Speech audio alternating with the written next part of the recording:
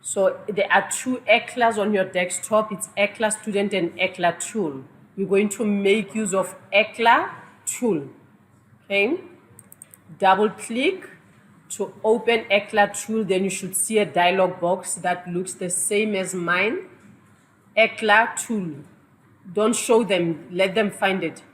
It's on your desktop. Look for ECLA Tool and then open it. You should have the same dialog box as the one that I have now.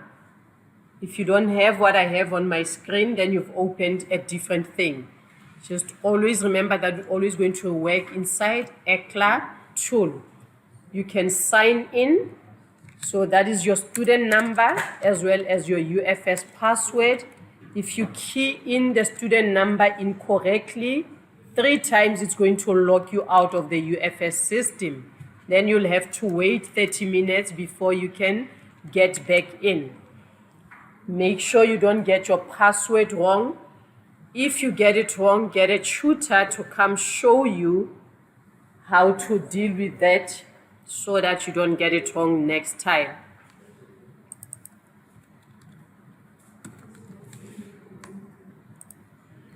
You can log in. Don't start anything. You just log in.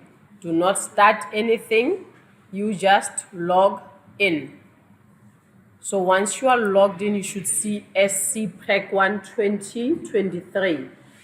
If I say start, you will click start. So this is how ECLA looks. On your left-hand side, you will see your test, and then on the right-hand side, that's your working area.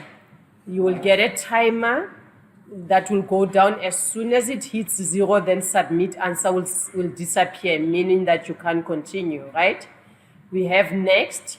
That next is when you want to skip a question. So when you use next, that means ECLA won't mark you. You are skipping that question. You don't want it marked, right? So the instruction here says make use of the internet and that URL address to search for some answers. So I'm going to the internet, and then I'm by default on Google, but if you're not on Google, then you will type www.google.com or co.za, and then it says submit answer. To continue, there's submit answer. Okay, so the question says, when was the Free State Province founded? If you remember, last week we learned in chapter 2 that the internet has little programs called spiders. They collect information and they avail this information for you, right? So there is no need for me to go type in the entire question as it is. I'm just going to say Free State facts, and then it will give me everything that it knows about the Free State. Okay. So I'm going to go to Wikipedia because I trust it. That's because it's an org. Okay. Organizations, the things that ends with orgs, they have to be reliable because their reputation means everything. So they are most likely to post accurate information. So let's check if I'll find something. You will see that in 1854, this had started and it was called Orange Free State. Okay, and then I will go then say 1854. I have selected it. If I want it marked and I am sure of my answer, then I will say submit answer. And it will take me to the next question.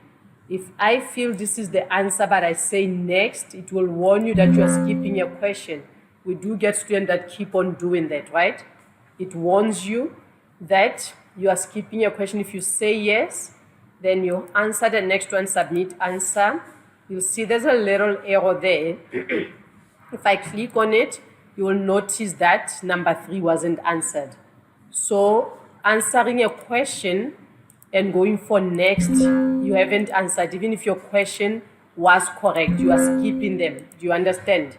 So if you want to be marked, you do have to answer and say submit answer.